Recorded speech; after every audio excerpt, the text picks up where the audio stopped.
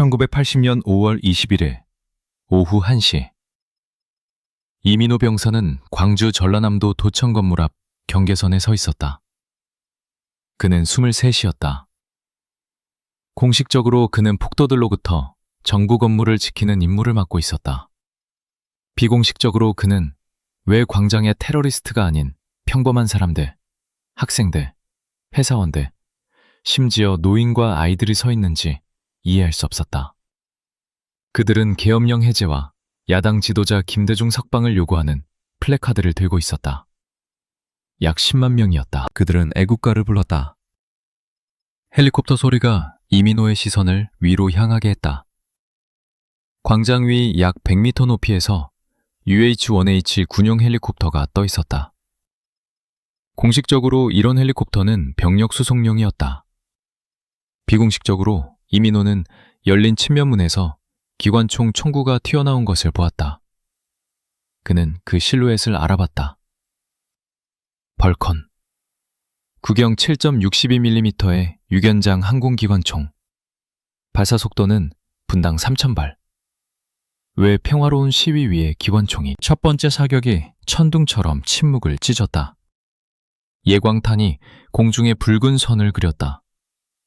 이민호는 총알이 광장 아스팔트에 박히며 불꽃을 튀기는 것을 보았다. 그러다 첫 번째 사람이 쓰러지는 것을 봤다.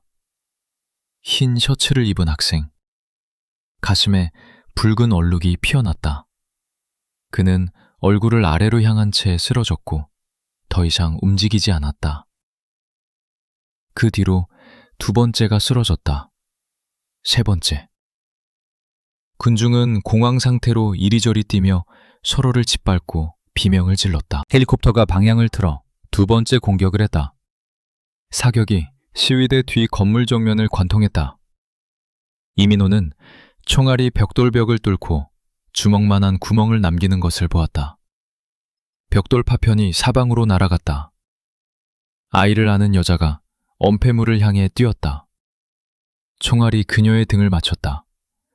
그녀는 자신의 몸으로 아이를 감싸며 쓰러졌다. 아이는 울며 어머니를 깨우려 했다.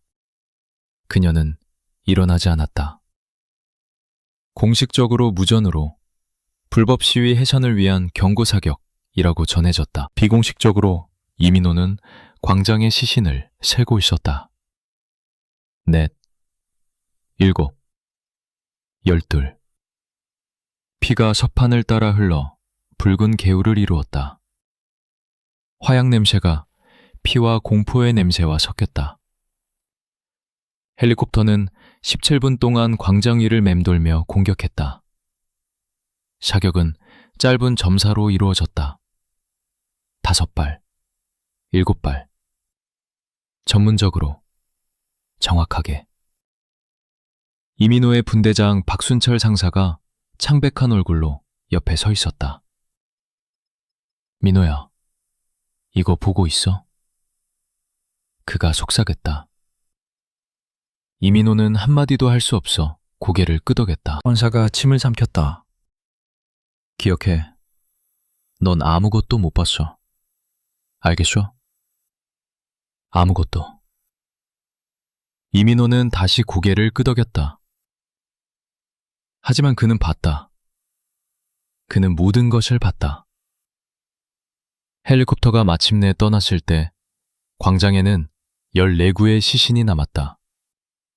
나중에 그는 이 숫자가 단 한 곳, 조선대학교 병원에서만 집계된 것임을 알게 될 것이다. 다른 곳으로 실려간 사람이 얼마나 더 많은지 그는 몰랐다. 그날 저녁 트럭이 그들 부대로 탄약 7.62mm 연결탄이라고 표시된 나무 상자를 배달했다. 공식적으로 이것은 지상작전용 일반 탄약이었다. 비공식적으로 이민호는 표시를 봤다. 항공용, 예광탄. 상자당 500발, 6상자가 왔다. 3,000발. 무엇을 위해? 누구를 위해? 밤에 이민호는 잠을 잘 수 없었다. 그는 눈을 감으면 아스팔트에 쓰러지는 흰 셔츠 입은 학생을 봤다. 아이를 감싸는 여자를 봤다. 이제 그를 쫓아다니는 헬리콥터 로터의 소리를 들었다.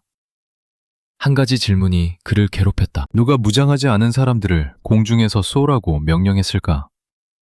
누가 이것이 용인된다고 결정했을까? 그리고 왜 장교들 중 누구도 이것을 막지 않았을까? 그는 아침에 자신이 이 질문에 대한 답을 알게 될 것이라는 것을 몰랐다. 그 답은 그를 향후 39년 동안 침묵하게 만들 것이었다. 공식적으로 1980년은 대한민국에 평화롭게 시작됐다. 비공식적으로 나라는 화약고 위에 앉아 있었다. 18년간 통치한 철권 독재자 박정희 대통령이 1979년 10월 26일 살해당했다. 그를 죽인 사람은 그 자신의 중앙정보부장 김재규였다. 식당에서 저녁 식사 중 머리에 총알 한 발, 즉사. 이유는? 김재규는 나중에 재판에서 말할 것이다. 나는 민주주의를 구하기 위해 독재자를 죽였다. 그는 5달 후 교수형에 처해질 것이다. 같은 해 12월, 역사에 억압의 동의어로 영원히 기록될 이름을 가진 남자가 권력을 장악했다. 48세 국군 보안사령관 전두환 장군. 공식적으로 그는 대통령 암살 수사를 진행하고 있었다.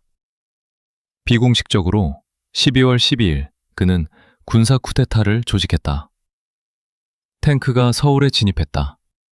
쿠데타에 동의하지 않은 장군들은 체포됐다. 며칠 후 전두환은 군대와 정보기관을 장악했다. 그 순간 이민호는 경기도 훈련소에서 기초훈련을 마치고 있던 평범한 징집병이었다. 그는 밤에 장교들이 전체 대대를 깨워 완전 전투복으로 집합시킨 것을 기억한다. 대대장 이준기 소령이 무표정한 얼굴로 배열 앞에 섰다. 병사들, 국가의 비상사태다.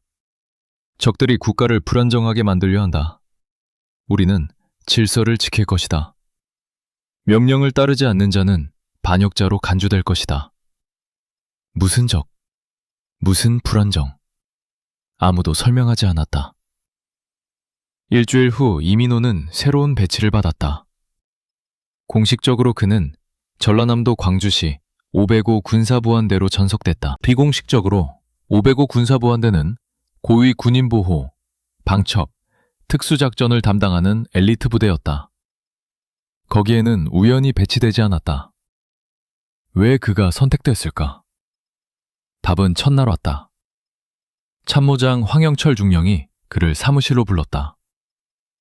50대쯤 된 마른 남자, 날카로운 눈빛과 왼쪽 뺨에 흉터가 있었다. 그는 이민호의 인사기록을 보고 그를 쳐다봤다. 이민호, 조선대학교 영어영문학과, 입대 전 3년간 통역으로 일했다. 평가 우수, 정치적으로 신뢰할 만하다. 그는 파일을 닫았다. 여기서는 3가지가 필요하다. 입 다물기, 눈과 귀 열어두기, 양심 끄기. 할 수 있겠나? 이민호는 무슨 말인지 이해하지 못한 채 고개를 끄덕였다. 중령이 비웃었다. 직접 보게 될 거다. 505에 온 걸 환영한다. 1980년 3월, 나라의 분위기가 고조됐다. 전국 대학생들이 민주화를 요구하며 시위에 나섰다. 그들은 계엄령 해제, 정치범 석방, 공정한 선거를 요구했다. 시위의 주요 목표는 공식적으로는 정보부장에 불과했지만 사실상 나라를 통치하고 있던 전두환 장군이었다. 1980년 5월 18일, 전두환 장군은 전국 비상계엄령 확대를 선포했다. 공식적으로 이것은 혼란을 막기 위한 것이었다. 비공식적으로 이것은 민주화 운동을 질식시키는 방법이었다. 모든 대학 폐쇄, 모든 정치 집회 금지, 모든 저항은 무력으로 진압될 것이다. 야당 지도자 김대중이 선동 혐의로 체포됐다. 그는 밤에 체포되어 구타당하고 알 수 없는 곳으로 끌려갔다. 5월 19일 아침, 광주에서 시위가 시작됐다. 조선대와 전남대 학생들이 캠퍼스 정문 앞에 모여 계엄령 해제를 요구했다. 약 200명이었다. 그들은 민주화의 노래를 부르고 플래카드를 들었다. 오전 11시에 7공수여단 병사들이 대학에 도착했다. 특수부대, 엘리트 특공대. 그들은 일반 복무가 아닌 전쟁을 위해 훈련받았다. 그 다음 일어난 일은 군인들조차 충격을 받게 했다. 특공대원들은 단순히 시위를 해산시킨 것이 아니라 무차별적으로 구타했다. 곤봉, 개머리판, 총검으로. 그들은 학생뿐만 아니라 근처에 있던 무고한 행인들도 때렸다. 대학 정문에서 과일을 팔던 노인은 아이들을 건드리지 말라고 요청했다는 이유로 맞아 죽었다. 여학생은 장교 얼굴에 침을 뱉었다는 이유로 군중 앞에서 옷이 벗겨지고 구타당했다. 이민호는 그날 시 남쪽 입구 검문소에서 당직을 섰다. 공식적으로 그의 임무는 입장하는 사람들의 신분증을 확인하는 것이었다. 비공식적으로 그는 트럭이 시내 중심부에서 부상자들을 실어 나르는 것을 봤다. 피가 트럭 적재함에서 바로 흘렀다. 일부 부상자는 비명을 질렀다. 일부는 침묵했다. 가장 끔찍한 침묵. 한 트럭이 검문소에 멈췄다. 운전병 김일병이 운전석에서 고개를 내밀었다. 공포로 회색이 된 얼굴. 거기는 지옥이야, 민호야. 그들은 거리에서 사람들을 죽이고 있어. 이건 폭동진압이 아니야. 이건 학살이야. 5월 19일 저녁까지 온 광주가 분노로 들끓었다. 학생 구타는 역효과를 냈다. 겁을 먹고 흩어지는 대신 사람들이 거리로 나왔다. 노동자, 회사원, 주부, 노인. 공식적으로 당국은 그들을 선동가와 공산주의 스파이라고 불렀다. 비공식적으로 이들은 군대의 잔혹함에 붕괴한 평범한 시민들이었다. 5월 20일까지 광주 거리에는 이미 약 5만 명이 있었다. 군 지휘부는 확전으로 대응했다. 5월 20일 추가 부대가 시내로 투입됐다. 10일 공수여단과 전차대대. 공식 설명은 질서 회복. 비공식 목표는 어떤 대가를 치르더라도 봉기를 완전히 진압하는 것. 작전 지휘관 이희성 장군이 서울로 전보를 보냈다. 상황 통제 중. 최대 무력 사용. 저항은 48시간 내에 분쇄될 것. 하지만 상황은 통제되지 않았다. 5월 20일 저녁까지 시위대는 경찰 무기고를 탈취하고 무장했다. 그들은 소총, 자동소총, 심지어 기관총 몇 정을 가지고 있었다. 공식적으로 이것은 무장 반란이라고 불렸다. 비공식적으로 사람들은 처벌받지 않고 살해될까봐 두려워서 무장했다. 첫 총격전은 자정 이후에 시작됐다. 시위대는 군대가 도시를 떠나라고 요구하며 공중에 발포했다. 군대는 정확한 사격으로 응답했다. 이민호는 5월 20일 밤 잠을 자지 못했다. 그는 막사에 앉아 이미 깨끗한 소총을 닦았다. 손이 떨렸다. 옆에는 그의 동료 최석현 일병이 앉아 있었다. 부산 출신 21세 청년. 민호야, 우리 살아남을 것 같아? 그가 조용히 물었다. 이민호는 어깨를 으쓱했다. 모르겠어. 하지만 불길한 예감이 들어. 내일 뭔가 일어날 거야. 뭔가 끔찍한 일이. 그는 자신이 얼마나 옳은지 몰랐다. 5월 20일 아침 도시를 도살장으로 만들 명령을 내릴 남자가 광주의 비밀리에 도착할 것이다. 그리고 이민호는 그 명령이 내려지는 순간에 유일한 목격자가 될 것이다. 1980년 5월 21일 오전 7시 이민호는 새로운 임무를 받았다. 황영철 중령이 그와 3명의 다른 병사를 참모 사무실로 불렀다. 오늘은 특별한 날이다. 고위 인사가 시내에 도착한다. 너의 임무는 30일 군사기지의 보안구역을 확보하는 것이다. 사무 경납고에서 50m 이내로 아무도 들어오지 못하게 해라. 알겠나? 이 손님이 누구인가? 중령은 말하지 않았다. 하지만 이민호는 장교가 긴장하고 있다는 것을 알아챘다. 중령이 담배를 피울 때 손이 떨리는 것을 봤다. 31기지는 광주 외곽 비행장 근처에 위치했다. 공식적으로 그곳에는 공병부대와 보급창고가 있었다. 비공식적으로 이것은 존재가 공개되지 않은 부대들이 주둔하는 특수목적 기지였다. 이민우는 오전 8시 30분에 도착했다. 3호 경납고는 회색으로 칠해진 벽을 가진 평범한 금속 구조물이었다. 식별 표시가 없었다. 오전 9시 15분, 북쪽에서 헬리콥터 소리가 들렸다. 이민우는 고개를 들었다. 벨, U, H1H 헬리콥터. 군용 모델이지만 식별 표시가 없었다. 기체가 완전히 검은색이었다. 경납고 앞 착륙장 위에 떠 있다가 먼지 구름을 일으키며 착륙했다. 엔진은 꺼지지 않았다. 로터가 계속 회전했다. 마치 조종사들이 빠른 이륙을 준비하는 것처럼. 헬리콥터에서 계급장 없는 군복을 입은 4명이 내렸다. 모두 선글라스를 끼고 있었다. 둘은 경호원이었다.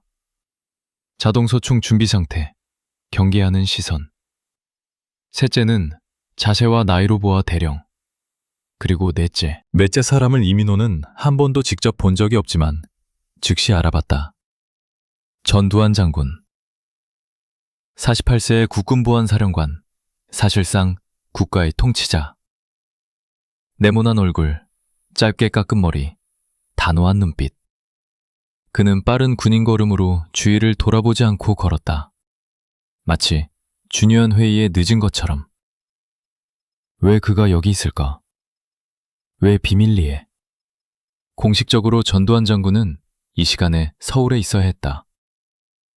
장군과 그의 수행원이 경납고로 들어갔다. 이민호는 밖에서 보초를 섰다. 그는 명령받은 대로 입구에서 50m 떨어져 있었다. 약 5분 후, 세 대의 군용 지프가 경납고로 왔다. 거기서 4명의 고위 장교가 내렸다. 이민호는 그들의 이름을 몰랐지만 계급장으로 계급을 확인했다. 소장 1명, 배령 2명, 중령 1명. 모두 경납고 안으로 들어갔다. 문이 닫혔다. 안에서 무슨 일이? 시간이 고통스럽게 느리게 갔다. 이민호는 소총을 들고 보초를 섰지만 그의 생각은 경납고 안에 있었다. 오전 10시쯤 경납고 문이 약간 열렸다. 장군의 경호원 1명이 나왔다. 그는 담배를 피우며 벽을 따라 걸었다. 그러다 이민호에게 가까이 왔다. 긴 근무? 그가 무심하게 물었다. 이민호가 고개를 끄덕였다. 보통입니다. 경호원이 담배를 한 모금 빨았다. 오늘은 특별한 날이야. 기억해. 곧 모든 게 바뀔 거야. 그가 무슨 뜻이었을까? 오전 10시 20분. 경납고에서 큰 목소리가 들렸다. 누군가 소리치고 있었다. 이민호는 말을 알아들을 수 없었지만 어조는 분명했다. 명령이었다. 화가 나고 날카로우며 이 일을 용납하지 않는. 그 다음 침묵. 몇 분 후 경납고 문이 활짝 열렸다. 전두환 장군이 먼저 나왔다. 얼굴이 분노로 붉었다. 그는 옆에 걷는 대령에게 소리쳤다. 왜 아직도 끝내지 못했나? 내가 완전한 행동의 자유를 줬다. 탱크를 사용해, 헬리콥터를 사용해. 오늘 끝내. 들었나? 오늘! 대령이 경례했다. 알겠습니다, 장군님. 수행하겠습니다. 전두환이 급히 다른 장교들을 향해 돌아섰다.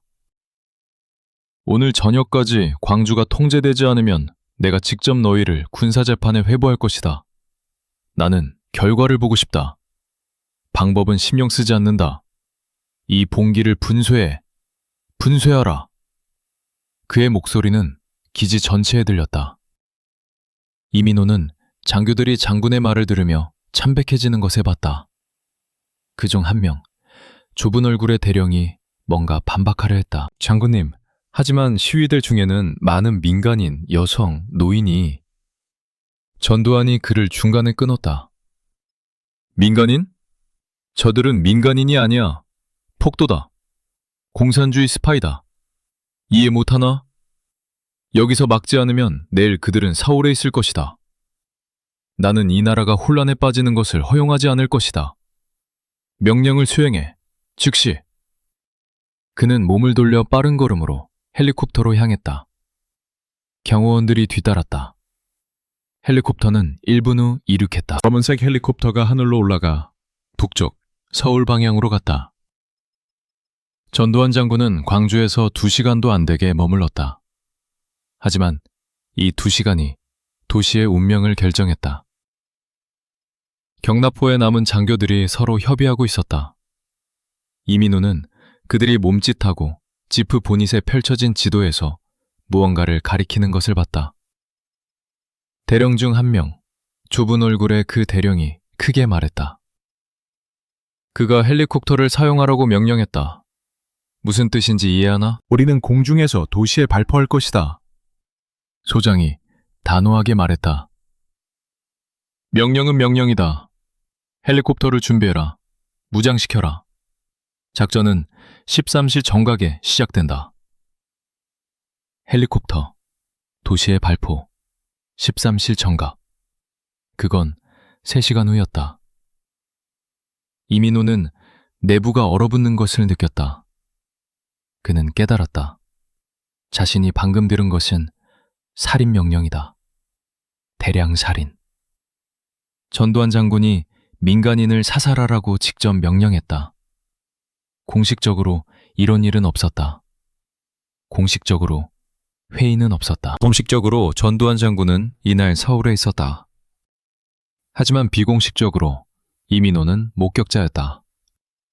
그는 명령을 들었다. 그는 그 명령을 내린 사람의 얼굴을 봤다. 장교들이 떠난 후 이민호는 경납고 앞에 서 있었다. 그의 지휘관 박순철 상사가 지나갔다. 그는 이민호를 보고 조용히 말했다. 들었나? 이민호가 고개를 끄덕였다. 상사가 그의 어깨에 손을 얹었다.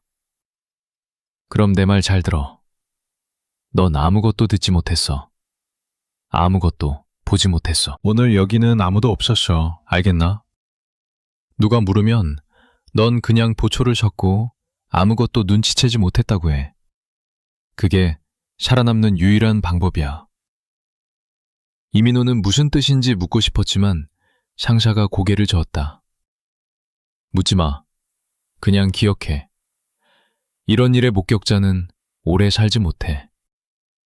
집에 살아서 돌아가고 싶다면 이 아침을 잊어. 영원히. 상사가 갔다. 이민호는 혼자 남았다. 그는 시계를 봤다. 11시 5분. 작전 시작까지 2시간도 안 남았다. 2시간 후 헬리콥터가 이렇게 발포를 시작할 것이다. 그의 도시에, 그의 사람들에게. 그리고 그는 아무것도 할 수 없다. 그는 명령을 따르는 단순한 병사일 뿐이다. 그 순간 이민호는 왜 나는 침묵했는가 라는 질문이 향후 39년 동안 그를 괴롭힐 것이라는 것을 몰랐다. 매일 밤 그는 식은땀을 흘리며 장군의 목소리를 들으며 깰 것이다. 헬리콥터를 사용해.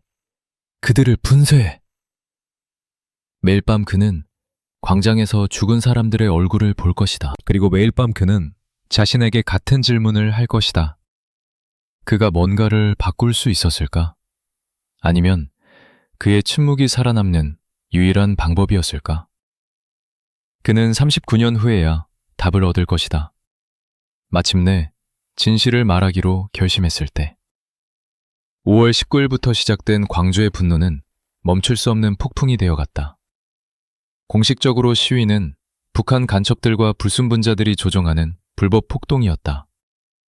비공식적으로 이것은 군사 독재에 맞선 부시 전체의 봉기였다. 이민호는 5월 20일 정오에 도청 앞 광장으로 배치됐다.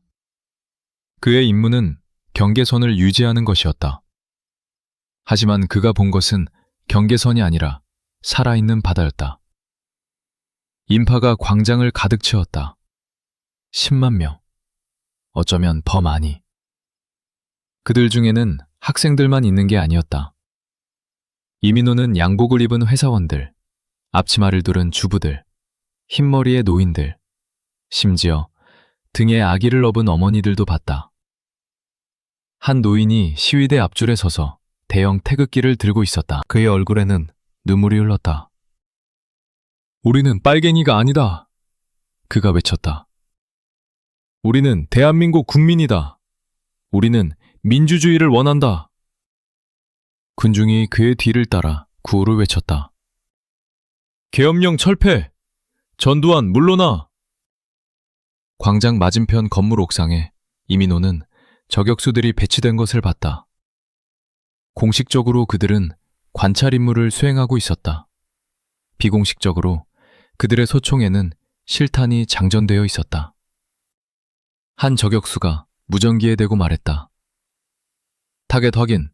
광장 중앙. 깃발 든 노인. 사격 허가 요청. 응답이 왔다. 대기.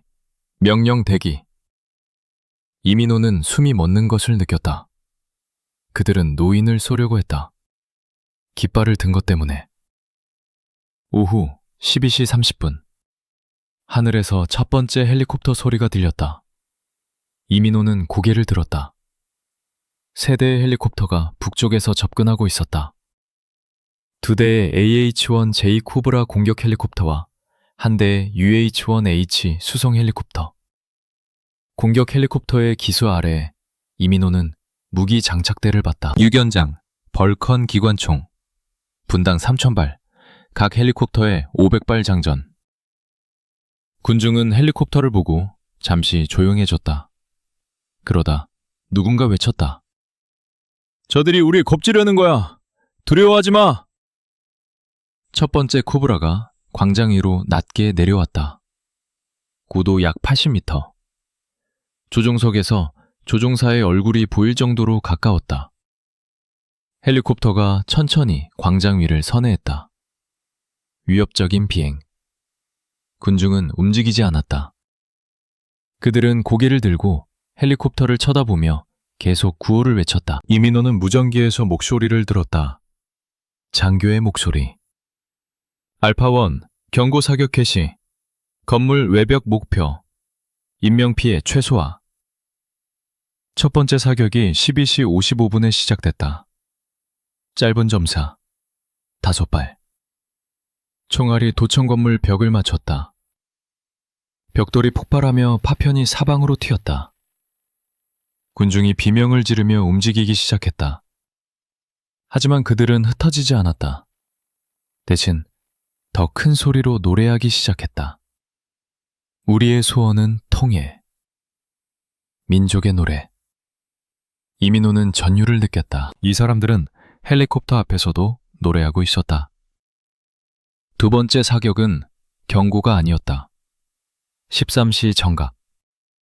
이민호는 정확한 순간을 기억한다. 그가 손목시계를 보고 있었기 때문이다. 두 번째 코브라가 위치를 잡았다. 광장 서쪽 끝. 군중이 가장 밀집한 곳. 조종사가 무전으로 보고했다. 알파2, 위치 확보. 타겟 조준. 명령이 왔다. 사격 허가. 반복. 사격 허가.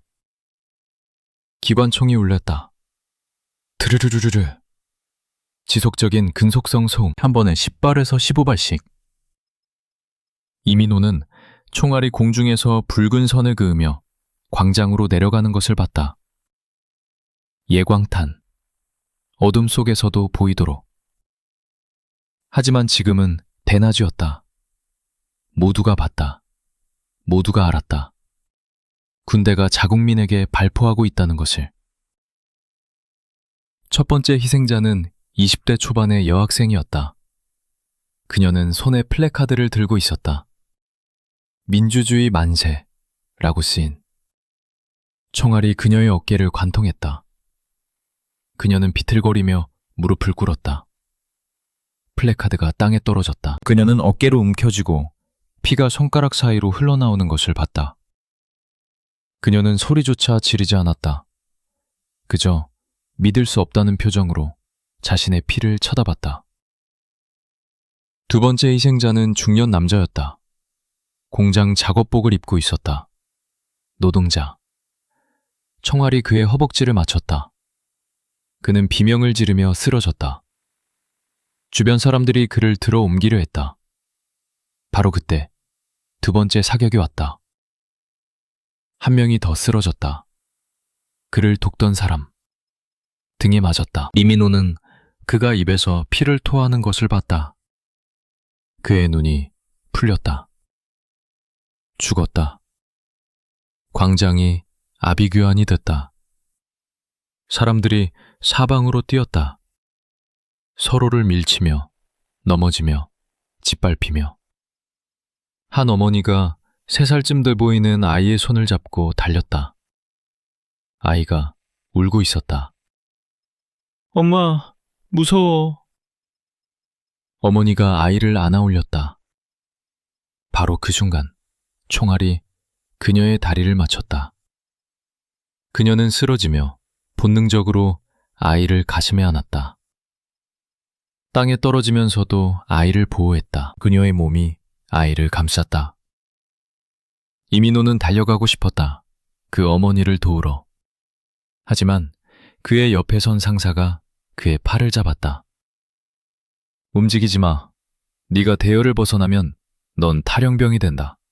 총살이야. 이민호는 어머니를 쳐다봤다.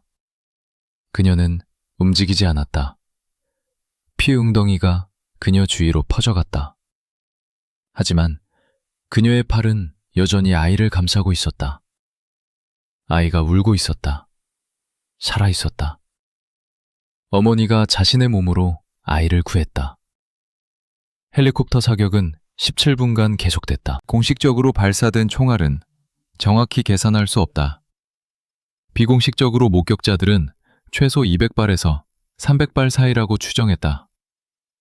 전남대 병원으로 실려온 부상자만 37명, 조선대 병원 23명, 적십자 병원 19명, 사망자는 공식 집계 14명. 13시 20분 헬리콥터가 떠났다. 광장에 남은 것은 피와 버려진 신발들과 찢어진 플래카드들이었다. 그리고 울음소리, 부상자들의 신음, 가족을 잃은 사람들의 통곡. 이민호는 광장을 가로질러 걸었다. 그의 부대가 현장 정리 명령을 받았다. 그는 피웅덩이를 피해 걸으려 했지만 불가능했다. 피가 너무 많았다. 그는 찢어진 학생증을 주었다. 전남대학교, 김미숙, 21세, 영문학과.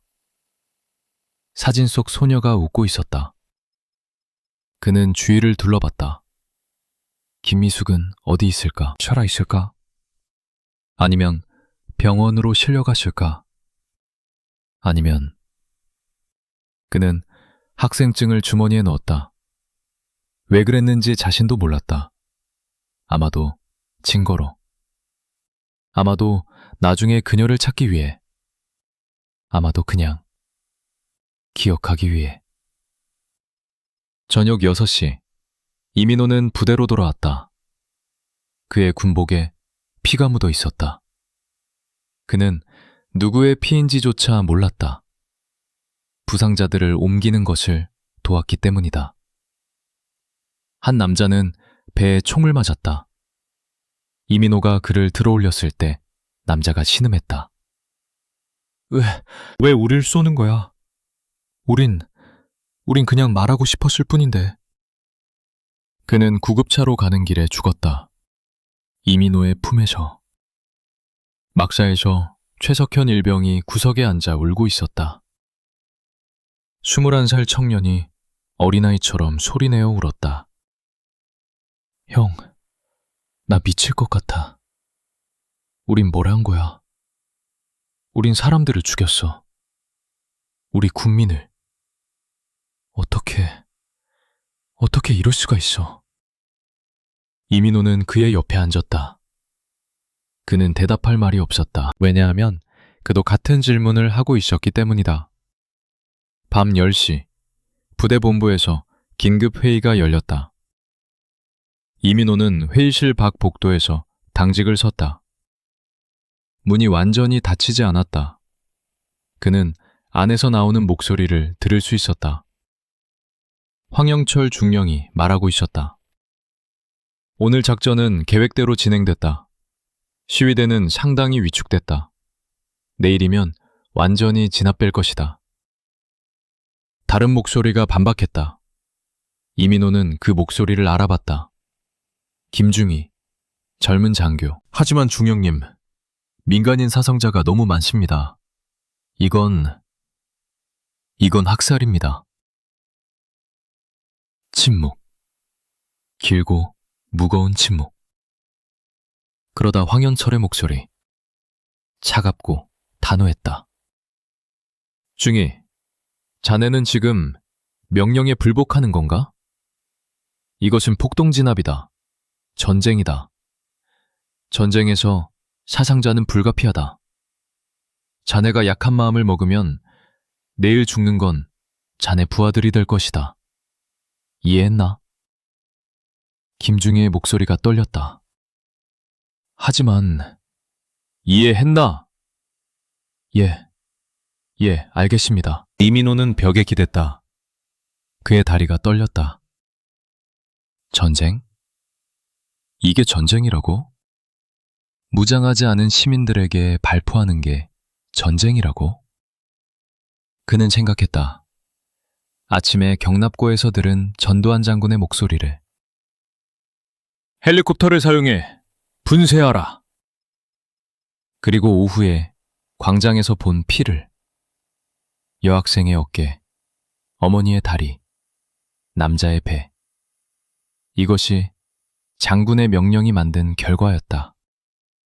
이것이 헬리콥터 사용의 의미였다. 그날 밤 이민호는 잠들지 못했다. 매번 눈을 감으면 아기를 안고 쓰러지는 어머니를 봤다. 피 웅덩이 속에 학생증을 봤다. 김미숙, 21세. 그녀는 어디 있을까? 그는 주머니에서 학생증을 꺼내 다시 봤다. 사진 속 소녀의 미소. 그녀는 이 사진을 찍을 때 자신이 헬리콥터 총격으로 죽게 될 거라고 상상이나 했을까? 새벽 3시. 막사문이 열렸다. 박순철 상사가 들어왔다. 그의 얼굴은 회색이었다. 일어나. 모두 일어나. 긴급 소집. 병사들이 잠에서 깼다. 무슨 일입니까? 누군가 물었다. 상사가 무겁게 말했다. 시위대가 무장했다. 그들이 경찰서 무기고를 털었다. 이제 그들에게도 총이 있다. 내일부터는 진짜 전쟁이 될 것이다. 이민호는 깨달았다. 오늘 헬리콥터 학살이 모든 것을 바꿨다는 것을. 사람들은 더 이상 두려워하지 않았다. 그들은 분노했다. 그리고 분노한 사람들은 무기를 들었다. 이제 광주는 단순한 시위 도시가 아니었다. 저항하는 도시였다. 죽음을 각오하고 싸우는 도시였다. 5월 22일 새벽 5시. 이민호와 그의 부대는 시내 북쪽 입구로 이동명령을 받았다. 공식적으로 그들의 임무는 시외 지역 안정화였다. 비공식적으로 그들은 태각하고 있었다. 황영철 중령이 긴급 브리핑에서 말했다. 상황이 통제를 벗어났다. 시위대가 무장했고 공격적으로 변했다. 우리는 일시적으로 시내에서 철수해 외곽에 방어선을 구축할 것이다. 일시적 철수. 그것은 패배를 인정하는 다른 말이었다. 이민호는 트럭 뒤에 타고 도시를 빠져나갔다. 그는 창밖을 봤다. 거리가 텅 비어 있었다. 상점들은 문을 닫았다. 하지만 벽에는 어젯밤 누군가 스프레이로 쓴 글귀들이 있었다. 전두환은 살인자. 광주는 잊지 않는다. 우리는 끝까지 싸운다. 누가 썼을까? 밤에 군인들 몰래. 트럭이 시내를 벗어나자 그들은 장면을 목격했다. 도로변에 시민군 초소가 설치되어 있었다. 젊은이들이 헌 군복을 입고 소총을 들고 서 있었다. 공식적으로 그들은 무장 폭도였다. 비공식적으로 이민호는 그들의 얼굴을 봤다. 대부분 20대였다. 학생들, 노동자들, 평범한 청년들. 그들은 군용 트럭을 보고 소총을 겨눴다. 하지만 쏘지 않았다. 왜? 이민호는 나중에 알게 될 것이다. 그들은 불필요한 살인을 원하지 않았기 때문이라고. 오후 2시, 이민호의 부대는 시 외곽 30km 지점에 새로운 기지를 설치했다. 그곳에서 그들은 대기 명령을 받았다. 상황을 관망하라. 추가 명령 대기. 하지만 다른 부대들은 대기하지 않았다. 이민호는 무전으로 들었다. 공중에서 작전이 계속되고 있다고. 헬리콥터가 시내 상공을 계속 비행하고 있다고. 그리고 발포가 계속되고 있다고. 오후 4시, 한 병사가 소형 라디오를 틀었다. 광주 MBC 라디오. 놀랍게도 방송국이 시민군의 통제하에 들어갔다. 아나운서의 목소리가 들렸다. 떨리지만 단호한 목소리. 시민 여러분, 여기는 민주광주의 목소리입니다. 오늘 오후 군 헬리콥터가 다시 금남로와 충장로 상공에서 무차별 사격을 가했습니다. 확인된 사망자는 지금까지 6명, 부상자 23명입니다. 군대는 여전히 우리를 적으로 보고 있습니다. 하지만 우리는 포기하지 않을 것입니다. 황영철 중령이 달려와 라디오를 꺼버렸다. 누가 이걸 틀었나? 적의 선정방송을 듣는 것은 군법 위반이다. 하지만 이미 늦었다. 모든 병사가 들었다. 헬리콥터가 다시 쏘았다는 것을. 6명이 더 죽었다는 것을. 그리고 이것이 끝나지 않을 것이라는 것을. 밤 9시. 이민호는 경계 근무를 서고 있었다. 남쪽 하늘이 붉게 빛났다. 광주 방향. 불이 났다. 큰 불. 최석현이 그의 옆으로 왔다. 형, 저게 뭐야? 이민호는 쌍안경으로 봤다. 건물이 타고 있어. 시내 어딘가. 최석현이 속삭였다. 우리가 한 거야? 이민호는 대답하지 않았다. 그는 몰랐다. 군대가 불을 질렀는지 아니면 전투 중에 불이 난 것인지. 5월 23일, 이민호는 특별 임무를 받았다. 황영철 중령이 그를 불렀다. 이민호, 자네는 영어를 할 수 있지? 예, 중령님. 좋아. 자네를 오늘 특별 임무에 투입한다. 미군 관계자들이 상황을 시찰하러 온다. 자네가 통역을 맡아라.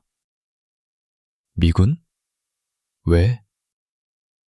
오전 10시, 검은색 군용 차량 2대가 기지에 도착했다. 미군 장교 3명이 내렸다. 계급장은 대령, 중령, 소령. 그들과 함께 한국군 장성 1명. 이민호는 그를 알아봤다. 이희성 장군, 계엄군 사령관. 그가 왜 여기에? 브리핑 텐트에서 황영철이 상황을 설명했다. 이민호가 통역했다.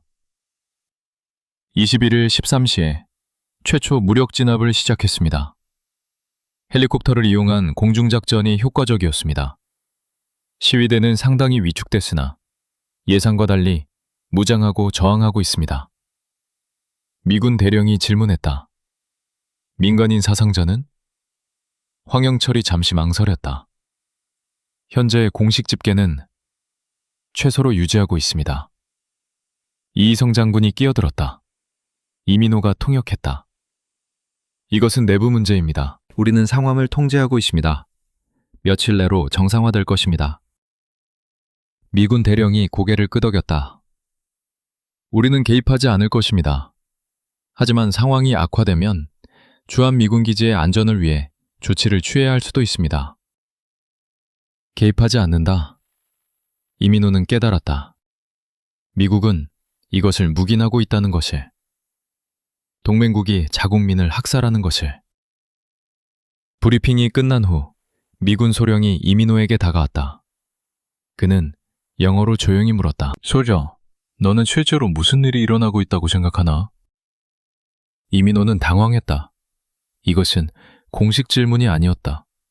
개인적인 질문이었다. 그는 조심스럽게 대답했다. 저는 명령을 따를 뿐입니다, 소령님. 미군 소령이 슬픈 미소를 지었다. 나도 그랬어, 베트남에서. 하지만 나중에 후회했지. 명령이 항상 옳은 건 아니거든. 그는 이민호의 어깨를 두드리고 갔다. 이민호는 그 자리에 서서 생각했다. 명령이 항상 옳은 건 아니다. 하지만 명령을 거부하면 총살, 군법회의, 반역자. 그는 선택의 여지가 없었다. 아니면 있었지만 선택할 용기가 없었나? 5월 24일 새벽, 무전이 울렸다. 긴급 메시지. 모든 부대 주목. 광주 시내가 완전히 시민군 통제하에 들어갔다. 군 병력은 외곽으로 철수 완료. 현재 시내에는 우리 병력 없음. 새로운 작전 계획 대기. 완전 철수? 이민호는 믿을 수 없었다. 군대가 도시를 포기했다는 것이?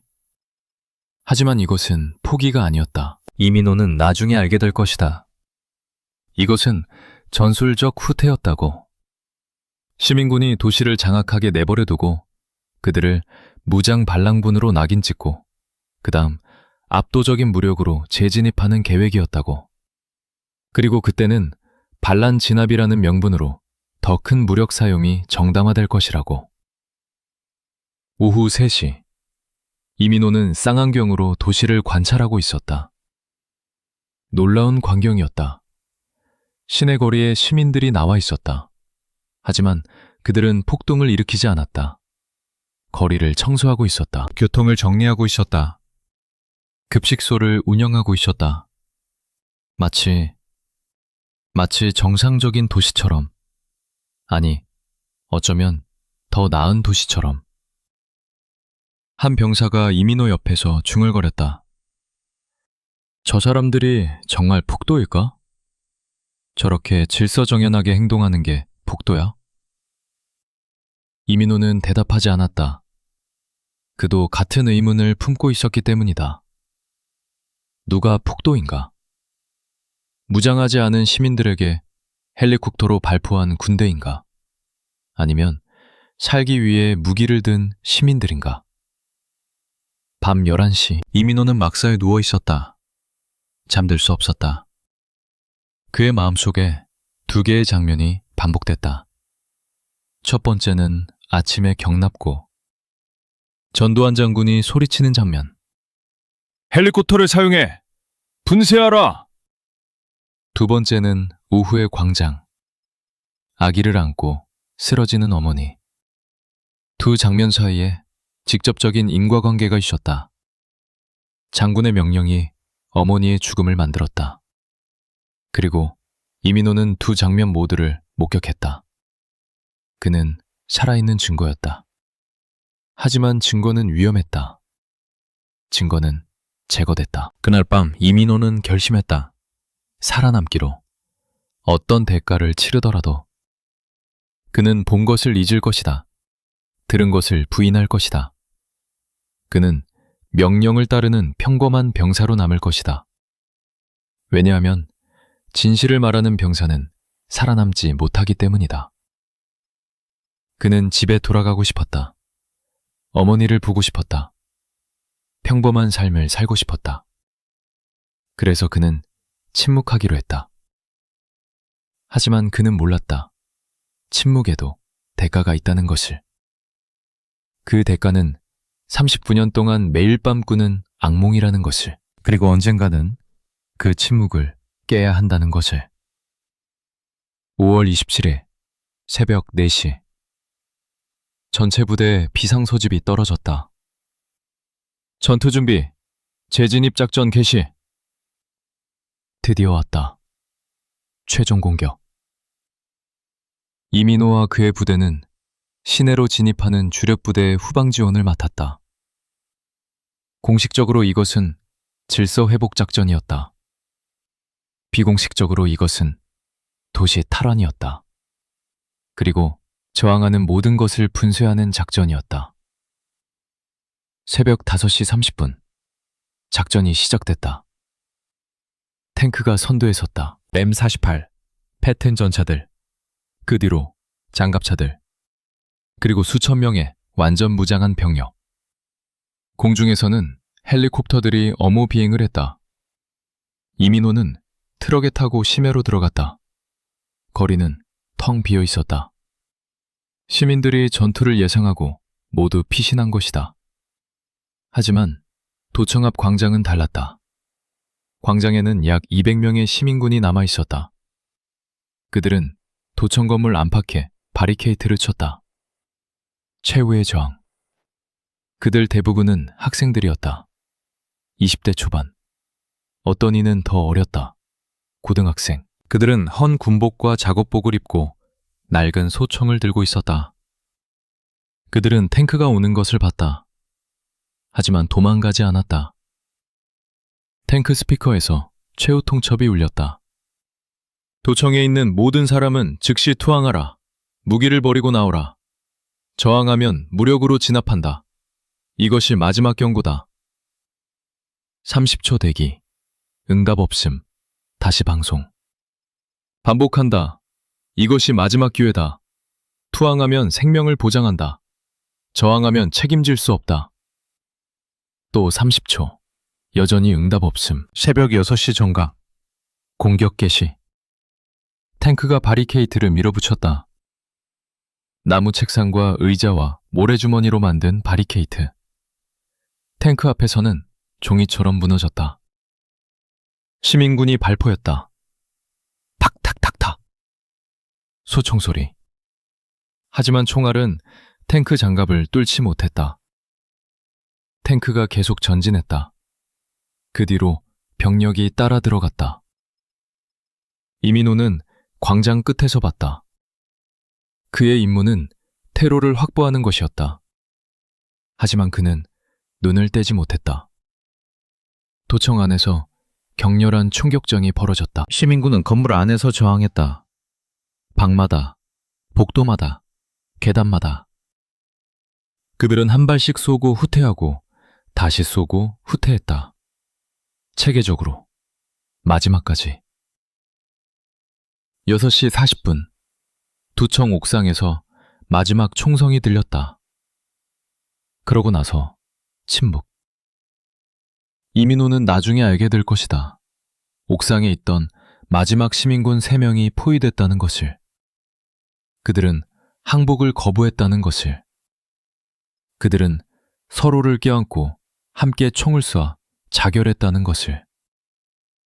포로가 되느니 차라리 죽음을 택했다는 것을. 7시 작전 종료 신호가 울렸다. 목표 확보, 반복, 목표 확보. 도청 탈환 완료.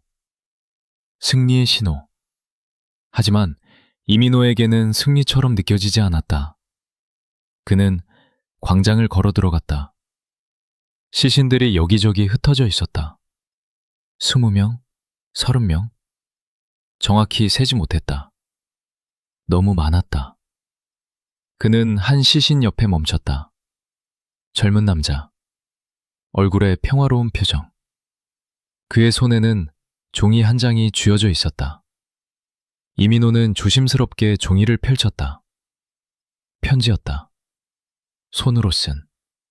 잉크가 번졌다. 아마도 피 때문에. 어머니, 저는 도망가지 않았습니다. 여기 남기로 했습니다. 누군가는 남아서 끝까지 지켜야 한다고 생각했습니다. 우리가 옳았다는 것을 증명하기 위해. 어머니, 저는 폭도가 아니었습니다. 저는 대한민국 국민이었습니다. 민주주의를 원했을 뿐입니다. 용서해 주세요. 효도하지 못해서. 사랑합니다. 아들, 영수, 올림. 이민호는 편지를 접어 다시 남자의 손에 넣었다. 그의 눈에 눈물이 고였다. 그는 주위를 둘러봤다. 아무도 보고 있지 않았다. 그는 영수의 이마에 손을 얹었다. 미안해. 그가 속삭였다. 정말 미안해. 누구에게 사과하는지 그는 몰랐다. 영수에게? 영수의 어머니에게? 아니면 자신에게? 정오. 광주는 다시 군대의 통제하에 들어왔다. 공식적으로 폭동은 진압됐다. 비공식적으로 도시는 죽었다. 거리는 조용했다. 너무 조용했다. 사람들이 집 안에 숨어 있었다. 두려워서, 슬퍼서, 그리고 분노해서. 이민우는 트럭에 올라 기지로 돌아갔다. 창밖으로 도시가 지나갔다. 부서진 건물들, 불탄 차들, 피자국이 남은 도로. 이것이 질서 회복의 모습이었다. 이것이 전두환 장군이 원한 결과였다. 분쇄. 완전한 분쇄. 그날 저녁 황영철 중령이 전체 부대 앞에서 발표했다. 작전은 성공적이었다. 광주는 해방됐다. 이제부터 모든 정보는 기밀이다. 여기서 본 것, 들은 것, 한 것을 외부에 누설하는 자는 군사기밀 누설죄로 처벌받을 것이다. 이해했나? 예. 병사들이 일제히 대답했다. 하지만 이민호는 알았다. 이것은 단순한 기밀 유지 명령이 아니라고. 이것은 침묵의 명령이었다. 목격자를 만들지 말라는 명령. 증거를 남기지 말라는 명령. 밤 10시. 이민호는 막사 밖에 나와 담배를 피웠다. 그는 담배를 피우지 않았지만 오늘은 필요했다. 하늘에 별이 빛났다. 평화로운 밤하늘. 하지만 30km 떨어진 광주에서는 수백 명의 가족이 울고 있었다. 죽은 이들을 위해, 실종된 이들을 위해, 다시는 돌아오지 않을 이들을 위해. 이민호는 주머니에서 학생증을 꺼냈다. 김미숙, 21세, 전남대 영문학과. 그녀는 살아있을까? 그는 영원히 알지 못할 것이다. 하지만 그는 학생증을 버리지 않았다. 그는 그것을 간직했다. 증거로, 기억으로. 그리고 언젠가 아주 먼 미래에 진실을 말할 용기가 생긴다면 그때를 위해. 그날 밤 이민호는 마지막 결심을 했다. 살아남을 것이다. 침묵할 것이다. 잊은 척할 것이다. 하지만 완전히 잊지는 않을 것이다. 언젠가 세상이 준비되면, 언젠가 말해도 죽지 않을 때가 오면 그때 그는 말할 것이다. 21일 아침 경납고에서 들은 것을, 오후 광장에서 본 것을, 그리고 27일 새벽 도청에서 죽은 사람들에 대해. 하지만 그날이 올까? 그는 몰랐다. 그는 단지 희망했다. 그리고 그 희망을 가슴속 깊이 묻었다. 39년 동안. 5월 28일, 광주는 무덤처럼 고요했다. 공식적으로 질서가 회복됐고 시민들은 일상으로 돌아가고 있다. 비공식적으로 도시 전체가 공포에 떨고 있었다. 이민호의 부대는 시내 순찰 임무를 받았다. 거리마다 군 검문소가 설치됐다. 지나가는 모든 사람의 신분을 확인했다. 손에 총을 쏜 흔적이 있는지 검사했다. 화약 반응이 나오면 즉시 체포. 이민호는 충장로 검문소에 배치됐다. 오전 9시. 한 중년 남자가 자전거를 끌고 지나갔다. 병사가 그를 멈췄다. 신분증. 남자가 떨리는 손으로 신분증을 꺼냈다. 병사가 그의 손을 잡고 자세히 봤다. 손바닥에 굳은 살이 있었다. 노동자의 손. 이 굳은 살은 뭐야? 일하다가 생긴 겁니다. 저는 목수입니다. 병사가 코웃음 쳤다. 목수? 아니면 총 쏘다 생긴 거 아니야? 연행. 남자가 무릎을 꿇었다. 제발요. 저는 아무것도 안 했어요. 저는 그냥 집에 숨어 있었어요. 제발. 하지만 2명의 병사가 그를 끌고 갔다. 트럭으로.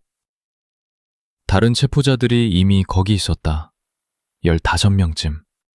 모두 젊은 남자들. 그들은 어디로 가는가? 이민호는 나중에 들었다. 상무대, 군교도소. 거기서 신문이 진행된다고. 고문이 진행된다고. 오후 2시. 이민호는 한 골목에서 이상한 장면을 목격했다. 3명의 군인이 한 집 앞에 서 있었다. 문을 두드렸다. 문 열어. 집수색이다. 안에서 여자의 목소리. 누구를 찾으시는 겁니까? 내 아들, 김대호, 24세. 시위에 참여했다. 제 아들은 없습니다. 며칠째 안 들어왔어요. 거짓말. 문 안 열면 부수고 들어간다. 문이 열렸다. 50대 여자가 나왔다. 눈이 퉁퉁 부어 있었다. 울었던 것이다. 정말 없어요. 제발 믿어주세요. 저도 아들이 어디 있는지 모릅니다. 군인들이 집 안으로 들어갔다. 뒤집기 시작했다. 장롱을 열었다. 침대 밑을 뒤졌다. 천장을 조사했다. 아무것도 발견하지 못했다. 하지만 한 군인이 책상 서랍에서 노트를 꺼냈다. 펼쳐봤다. 이게 뭐야? 민주주의란 무엇인가? 방주의 외침?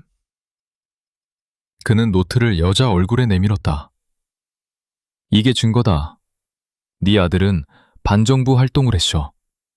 우리가 찾으면 넌 공범이야. 여자가 바닥에 주저앉았다. 제발 그냥 가주세요. 제 아들은 착한 애예요. 그냥 정의로운 게 뭔지 생각했을 뿐이에요. 군인이 노트를 가져갔다. 이건 압수한다. 네 아들이 나타나면 즉시 신고해. 숨기면 너도 같이 간다. 그들이 떠났다. 여자는 그 자리에 무너져 울기 시작했다. 소리내지 않고 목 놓아 울 수도 없었다. 군인들이 아직 근처에 있었으니까. 이민호는 그 골목을 지나치며 여자를 봤다. 그녀는 그를 올려다봤다. 눈빛이 물었다. 당신들은 왜 우리에게 이러는 거죠? 우리가 뭘 잘못했죠? 이민호는 눈을 돌렸다. 그는 대답할 수 없었다. 그도 모르기 때문이다. 아니, 알고 있었다. 하지만 인정하고 싶지 않았다. 이것이 잘못됐다는 것을. 이것이 범죄라는 것을. 오후 5시. 부대로 돌아가는 길에 이민호는 한 장면을 더 목격했다. 도로변에 군용 트럭이 서 있었다. 귀에서 비명 소리가 들렸다. 이민호가 가까이 가자 박순철 상사가 그를 막았다. 가지마. 보지마. 무슨 일입니까? 신문이야. 체포된 놈들을 지금 바로 여기서 신문하고 있어. 여기서요? 길거리에서? 상사가 쓰게 웃었다. 빨리 자백받으려고 본보기로. 트럭 뒤에서 또 비명. 젊은 남자의 목소리. 안 했어요. 저는 쏘지 않았어요. 제발 믿어주세요. 둔탁한 소리. 펑. 또 비명. 그리고 울음. 이민호는 멀리서 봤다. 트럭 뒤 캔버스 틈새로 한 남자가 바닥에 누워 있었다. 2명의 군인이 그를 발로 차고 있었다. 배를, 옆구리를, 얼굴을, 체계적으로. 한 장교가 서서 질문했다. 누가 시켰어? 누가 총을 줬어? 이름을 대. 아무도 안... 펑. 또 발길질. 이민호는 돌아섰다. 그는 더 이상 볼 수 없었다. 박순철 상사가 그의 어깨를 잡았다. 민호야, 익숙해져야 해. 이게 앞으로 몇 달간 계속될 거야. 우리는 빨갱이 사냥을 하는 거야. 명령이야. 빨갱이 사냥. 공식적으로 공산주의자 색출작전. 비공식적으로 시위에 참여한 모든 사람을 잡아들이는 것. 그리고 고문에서 자백을 받는 것. 진실이든 거짓이든. 밤 10시. 막사에서 최석현이 구토를 했다. 그는 오늘 트럭 뒤 신문을 도우라는 명령을 받았다. 체포자의 팔을 잡고 있으라는 명령. 그는 5시간 동안 그렇게 했다. 5시간 동안 사람들이 맞는 것을 봤다. 울부짖는 것을 들었다. 형, 나 미칠 것 같아. 한 놈은 18밖에 안 됐어. 고등학생이야. 그런데 그들은... 그는 말을 잇지 못하고 다시 구토했다. 이민호는 그의 등을 두드려줬다. 위로의 말을 하고 싶었지만 입에서 나오지 않았다. 무슨 위로를 할 수 있을까? 괜찮아질 거야? 거짓말이다. 우린 명령을 따르는 것뿐이야. 변명이다. 이것도 지나갈 거야. 하지만 트라우마는 영원하다. 6월 첫째 주, 이민호는 새로운 임무를 받았다. 황영철 중령이 그를 불렀다. 이민호, 자네를 특별팀에 배정한다. 문서 정리 작업이야. 기밀 문서들을 분류하고 일부는 처리해야 한다. 처리? 중령님, 처리가 무슨 뜻입니까? 황영철이 날카롭게 그를 쳐다봤다. 소각이야. 증거가 될 수 있는 문서들을 태우는 거야. 잡정보고서, 사상자 집계, 무기 사용 기록. 이런 것들은 외부에 알려져선 안 돼. 이민호는 사흘간 문서 처리실에서 일했다. 그가 본 문서들은 충격적이었다. 작전보고서 5월 21일 헬기작전 알파 발사탄환 총 2,700발 확인 명중 다수 민간 사상자 추정 최소 40명 40명? 공식 발표는 14명이었다. 26명은 어디 갔나?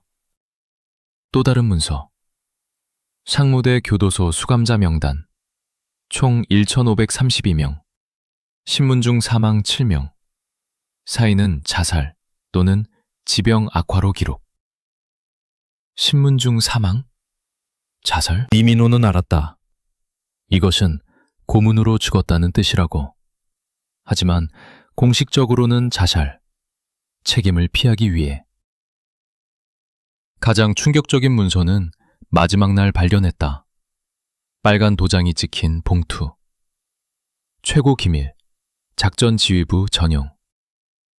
이민호는 열어보지 말아야 했다. 하지만 호기심이 이겼다. 그는 주위를 둘러보고 봉투를 열었다.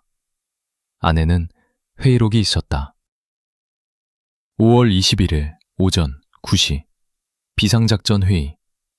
참석자 전두환 장군, 이희성 장군, 주영복 장군, 황영시 장군. 회의록을 읽으며 이민호의 손이 떨렸다. 전두환 장군, 상황이 심각하다. 광주를 신속히 진압하지 못하면 전국으로 번질 것이다. 최대 무력 사용을 승인한다. 헬리콥터, 탱크, 필요하다면 무엇이든.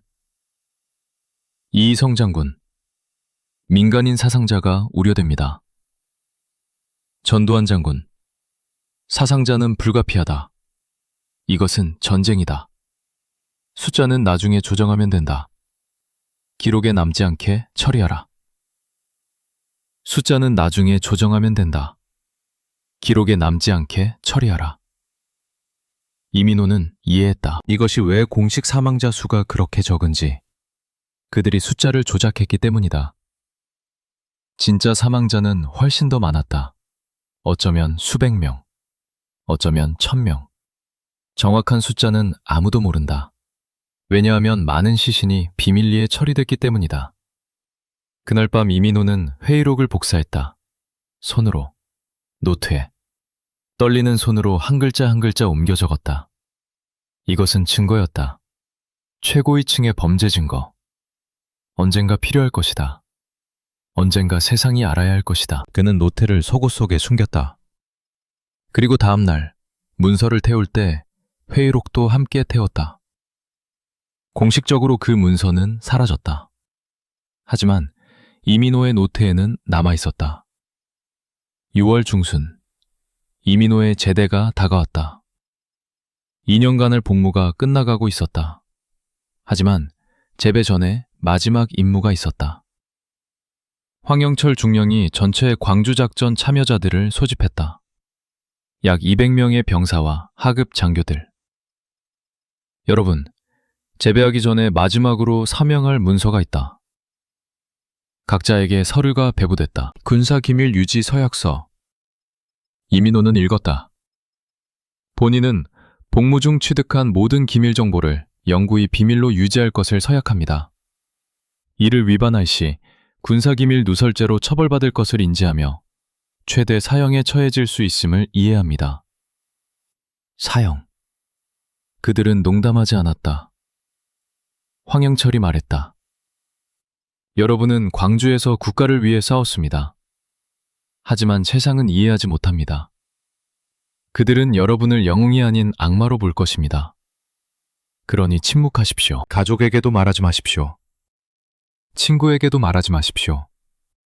이것은 여러분 자신을 보호하는 것입니다. 알겠습니까? 예. 병사들이 대답했다. 하지만 이민호는 알았다. 이것은 그들을 보호하는 게 아니라고. 이것은 정권을 보호하는 것이라고. 진실이 나오는 것을 막는 것이라고. 그는 서명했다. 다른 선택지가 없었다. 서명하지 않으면 제대할 수 없었다. 그는 살고 싶었다. 집에 가고 싶었다. 그래서 그는 이름을 썼다. 이민호. 떨리는 손으로. 하지만 속으로 그는 다짐했다. 이 서약은 영원하지 않을 것이다. 언젠가 안전해지면 말할 수 있을 때 그는 말할 것이다. 6월 21일, 이민호는 제대했다. 부산에 있는 집으로 돌아갔다. 어머니가 대문에서 그를 맞았다. 아들아. 그녀는 울며 그를 껴안았다. 무사히 돌아와서 다행이야. 뉴스에서 봤어. 광주에서 큰일이 있었다더라. 너도 거기 있었니? 이민호는 거짓말했다. 생전 처음으로 어머니에게 거짓말했다. 아니요, 엄마. 저는 다른 곳에 있었어요. 괜찮았어요. 어머니는 안도했다. 하지만 이민호는 죄책감을 느꼈다. 그는 거기 있었다. 그는 모든 것을 봤다. 그리고 지금 거짓말하고 있다. 하지만 진실을 말하면 어머니가 위험에 처할 것이다. 그들은 가족도 감시한다고 했다. 그래서 그는 거짓말을 계속했다. 매일, 매년, 39년 동안. 1980년 6월부터 1981년 2월까지. 전두환의 권력 장악이 완성됐다. 공식적으로 그는 국민의 요청에 따라 대통령이 됐다. 비공식적으로 그는 총칼로 권력을 빼앗았다. 광주의 피 위에 세워진 권력. 그는 취임 직후 광주 사태 진상조사를 발표했다. 조사 결과는 북한 간첩의 선동으로 일어난 폭동. 군은 정당한 방어 조치를 취했음. 사망자 총 200명. 대부분 폭도들 간의 내분으로 발생. 200명? 이민호는 텔레비전에서 발표를 보며 비웃었다. 거짓말. 전부 거짓말. 그가 본 것만 해도 그 이상이었다. 헬리콥터 학살, 도청 최후의 전투, 고문으로 죽은 사람들, 비밀리에 묻힌 시신들. 진짜 숫자는 아무도 모른다. 정부가 숨겼으니까. 이민호는 일자리를 찾았다. 그의 영어 실력 덕분에 무역회사에 취직했다. 평범한 직장인이 됐다. 아침에 출근하고 저녁에 퇴근하는. 주말에는 친구들을 만나고 정상적인 삶. 하지만 밤이 되면 악몽이 시작됐다. 매일 밤 같은 꿈. 광장, 헬리콥터, 총소리, 피, 쓰러지는 사람들.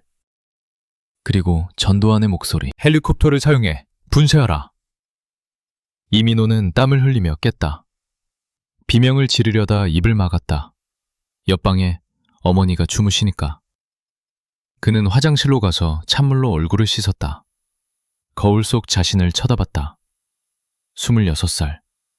하지만 눈은 늙었다. 너무 많이 봤다. 너무 많이 알았다.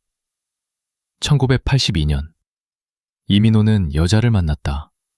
수진, 회사 동료, 착하고 명랑한 사람. 그녀는 이민호를 좋아했다. 오빠는 조용하지만 깊이가 있어요. 뭔가 특별한 걸 겪은 것 같아요. 그녀는 몰랐다. 얼마나 특별한지, 얼마나 끔찍한지. 그들은 사귀기 시작했다. 6개월 후 이민호는 청혼했다.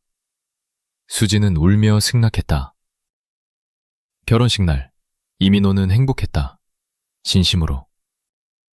어쩌면 새로운 삶이 시작될 것이다. 어쩌면 과거를 잊을 수 있을 것이다.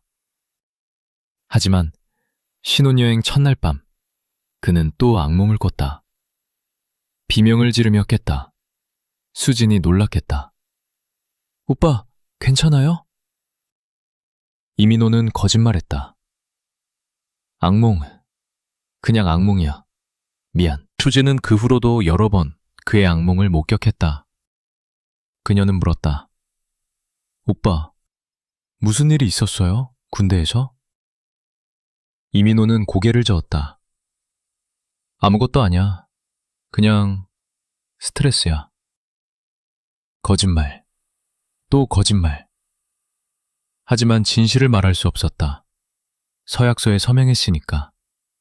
그리고 무엇보다 수진을 위험에 빠뜨리고 싶지 않았으니까.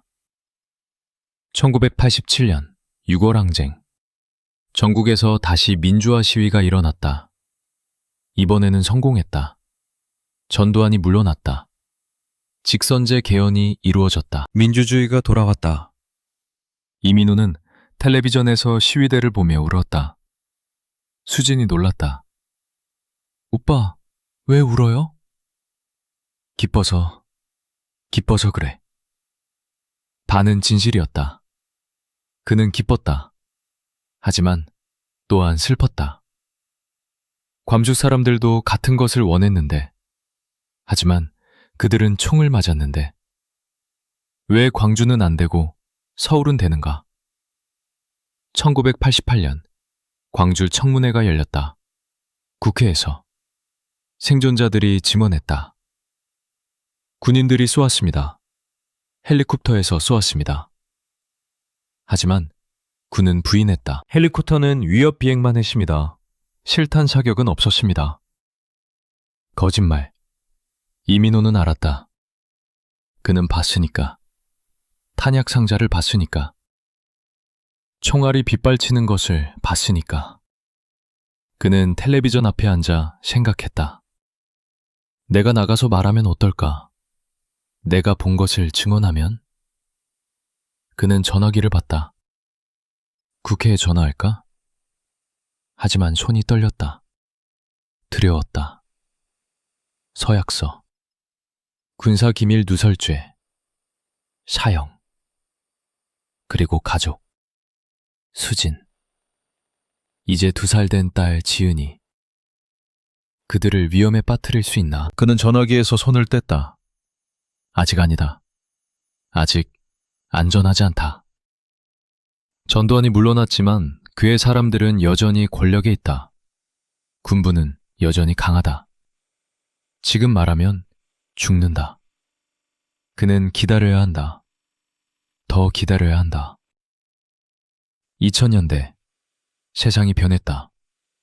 인터넷이 보급됐다. 정보가 자유로워졌다. 광주에 대한 새로운 증거들이 나오기 시작했다. 목격자 증언, 사진, 비디오. 하지만 여전히 결정적 증거는 부족했다. 헬리콥터 사격을 입증할 직접 증거, 전두환의 명령을 입증할 문서. 이민호는 50대가 됐다. 회사에서 부장이 됐다. 안정적인 삶. 딸 지은이는 대학생이 됐다. 그녀는 역사를 공부했다. 어느 날 저녁, 그녀가 물었다. 아빠, 광주 민주화 운동에 대해 어떻게 생각해요? 이민호는 조심스럽게 대답했다. 비극이었지. 많은 사람이 억울하게 죽었어. 아빠는 그때 군대에 있었죠? 혹시... 이민호는 빠르게 끊었다. 아니야. 나는 다른 곳에 있었어. 또 거짓말. 자기 딸에게도. 이민호는 그날 밤 술을 마셨다. 혼자. 딸에게도 거짓말하는 자신이 혐오스러웠다. 언제까지 이렇게 살 것인가? 언제까지 비겁자로 살 것인가? 하지만 여전히 두려웠다. 진실을 말할 용기가 없었다. 2017년 배 전환점. 군이 마침내 인정했다. 광주 당시 헬리콥터 사격이 있었다. 국방부 공식 발표. 이민호는 뉴스를 보고 믿을 수 없었다. 드디어 37년 만에 그들이 인정했다. 하지만 여전히 불완전했다. 사격은 있었으나 명령체계는 불명확. 명령체계가 불명확? 거짓말.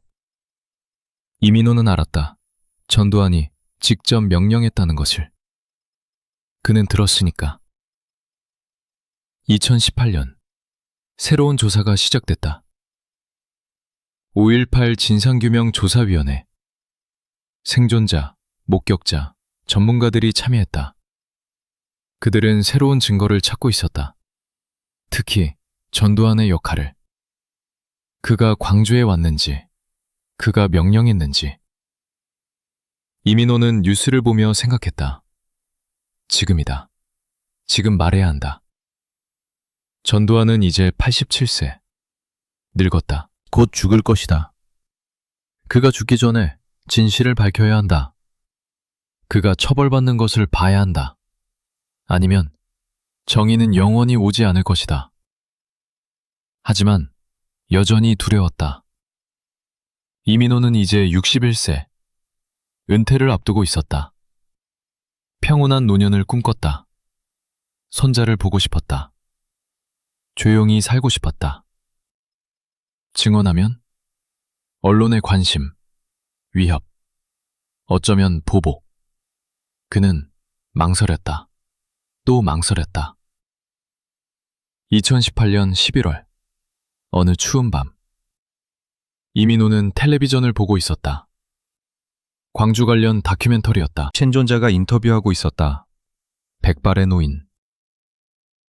저는 그날 도청에 있었습니다. 19살이었습니다. 제 친구 3명이 제 옆에서 죽었습니다. 군인들이 쐈습니다. 우리는 항복하려 했습니다. 하지만 그들은 쐈습니다. 저만 살아남았습니다. 왜일까요? 왜 저만? 저는 38년간 이 질문을 하며 살았습니다. 노인이 울기 시작했다.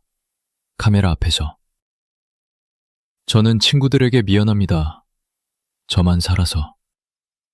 저는 세상에 미안합니다. 진실을 빨리 말하지 못해서. 저는 두려웠습니다. 하지만 이제 말합니다.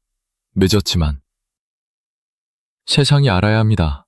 광주에서 무슨 일이 있었는지, 누가 명령했는지, 그들이 어떻게 우리를 죽였는지. 이민호는 텔레비전 앞에서 울었다. 58년 인생에서 3번째로 소리내어 울었다.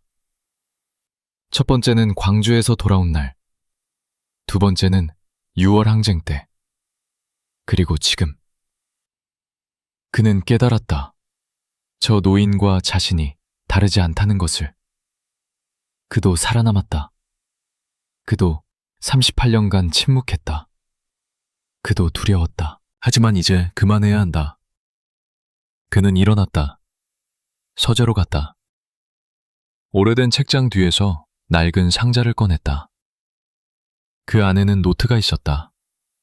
38년 된 노트. 그가 1980년 6월에 손으로 베낀 회의록이 담긴. 그는 노트를 펼쳤다. 잉크가 바래졌지만 여전히 읽을 수 있었다. 전두환 장군, 최대 무력 사용을 승인한다. 헬리콥터, 탱크, 필요하다면 무엇이든. 그는 노트를 가슴에 안았다. 이것이 증거다. 이것이 진실이다. 이것을 세상에 보여줘야 한다. 그는 결심했다. 매일 조사위원회에 연락하겠다. 증언하겠다. 모든 것을 말하겠다. 5월 21일 아침, 경납고에서 본 것. 전두환의 명령. 헬리콥터 학살. 문서 소각. 모든 것을. 수진이 서재로 들어왔다. 여보, 왜 안 자요? 밤 12시가 넘었어요. 이민호는 그녀를 쳐다봤다. 37년을 함께 산 아내. 그에게 한 번도 광주에 대해 다그치지 않은 사람. 그의 악몽을 참아준 사람. 그는 말했다. 수진아, 미안해. 내가 평생 거짓말했어. 수진이 놀라 그를 봤다. 무슨 말이에요? 이민호는 심호흡했다. 그리고 처음으로 말했다. 38년 만에. 나는 광주에 있었어. 1980년 5월. 나는 거기 있었어. 나는 모든 것을 봤어. 그리고 평생 숨겼어. 당신한테도, 지은이한테도, 모두한테. 미안해. 수지는 천천히 그의 옆에 앉았다. 그의 손을 잡았다.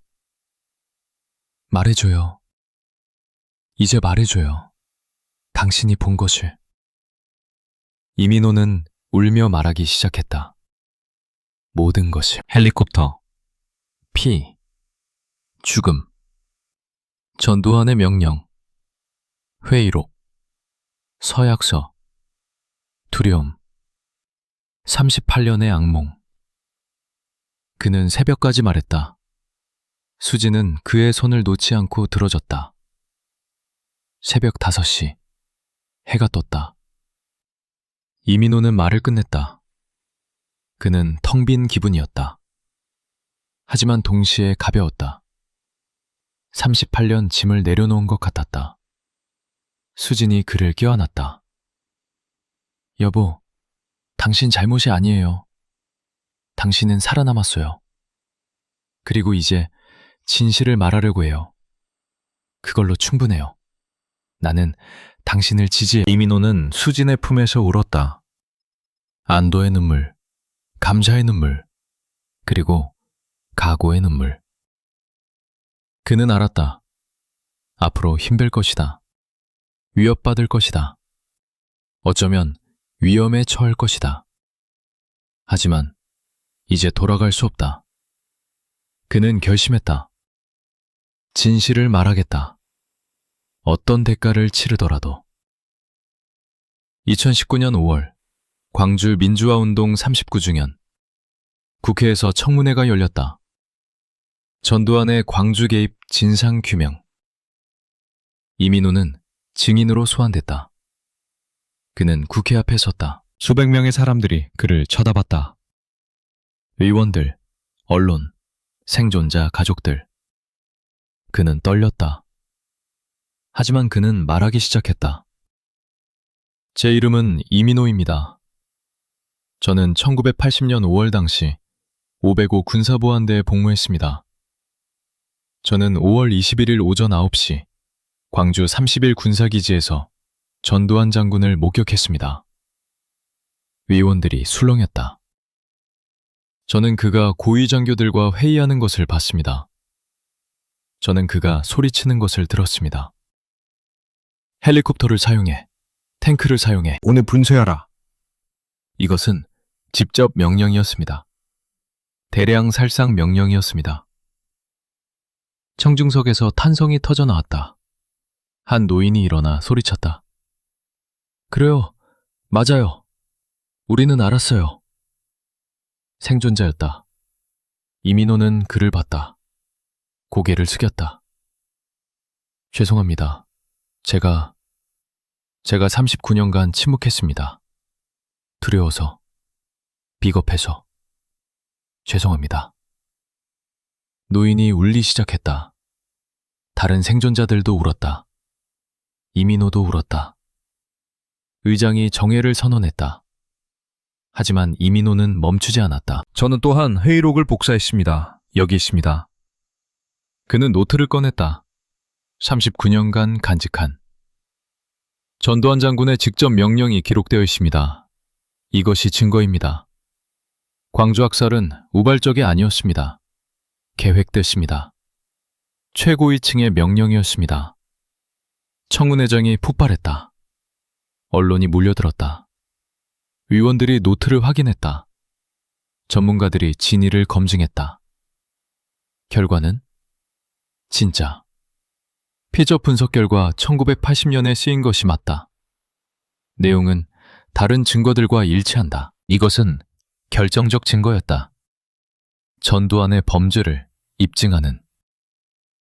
그날 이민호는 영웅이 됐다. 언론이 그를 용기 있는 증인이라고 불렀다. 하지만 이민호는 영웅이라고 느끼지 않았다. 그는 단지 빚을 갚았다고 느꼈다. 39년 늦은 빚을.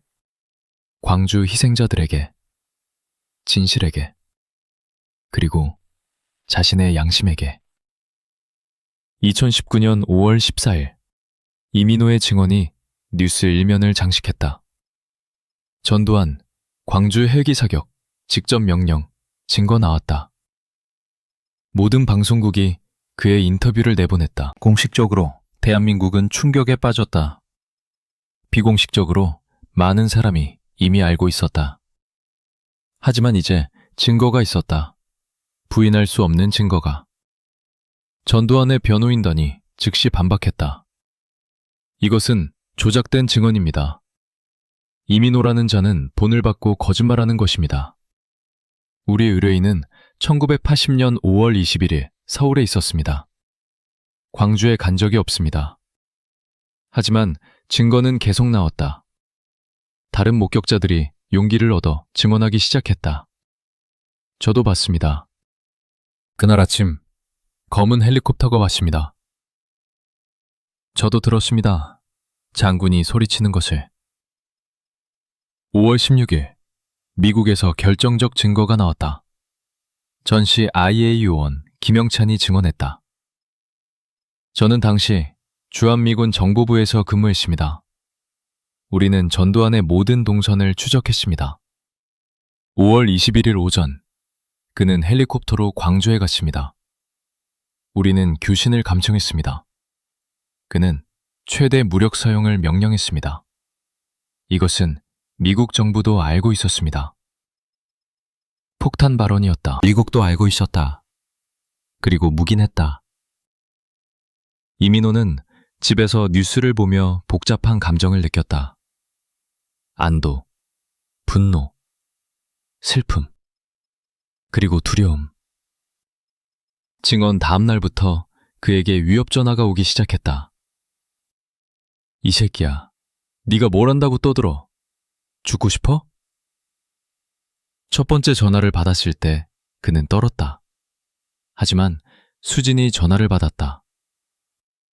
우리 남편은 진실을 말했을 뿐입니다. 겁주려 하지 마세요. 우리는 신고할 겁니다. 그녀는 경찰에 신고했다. 경호가 붙었다. 5월 21일 광주 5.18 묘역 39주년 추념식. 이민호는 초청받았다. 그는 처음으로 광주를 다시 방문했다. 39년 만에. 그는 묘역 입구에 섰다. 500개가 넘는 묘비. 공식적으로 240명의 희생자. 비공식적으로 훨씬 더 많은. 이름도 없이 묻힌 사람들. 아직도 찾지 못한 사람들. 그는 한 묘비 앞에 멈췄다. 김미숙, 1959년생, 1980년 5월 21일 희생. 그 이름. 그는 주머니에서 낡은 학생증을 꺼냈다. 39년간 간직한. 그는 학생증을 묘비 앞에 놓았다. 미숙 씨, 제가 돌려드립니다. 늦어서 죄송합니다. 그리고 진실을 말하지 못해서 죄송합니다. 39년이나 걸렸습니다. 그는 무릎을 꿇고 울었다. 추념식에서 이민호는 단상에 올랐다. 수만 명의 시민이 그를 쳐다봤다. 생존자들, 유가족들, 그리고 젊은이들. 진실을 알고 싶어하는. 그는 마이크 앞에 섰다. 저는 이민호입니다. 저는 39년 전 이곳에서 여러분의 가족을, 친구들을, 이웃들을 지키지 못했습니다. 저는 군복을 입고 있었지만 그들을 구하지 못했습니다. 오히려 침묵했습니다. 두려워서. 군중은 조용했다. 모두가 그의 말을 들었다. 하지만 이제 말합니다.